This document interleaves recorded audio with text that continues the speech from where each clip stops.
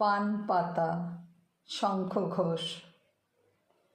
বিদায় দেবার আগে দু গালে দুটো পানের পাতা বুলিয়ে দিতে দিতে ঠাকুমা বলেছিলেন, এসো আবার। বিদায় নেবার আগে কলস ভরা জলে নিজেরই মুখচ্ছবি দেখতে দেখতে বলেছিলাম, আবার আসব।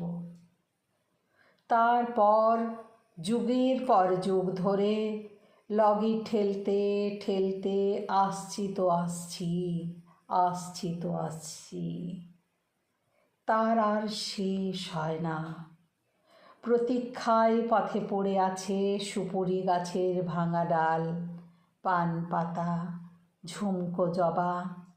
উবু হয়ে দাওয়ায় বসে ঠাকুমা, হাতে একটা বাঁকা লাঠি, ঘোলা কাঁচের চশমা। আর লগি ঠেলে ঠেলে আসছি তো আসছি, আসছি আমি, আসছি।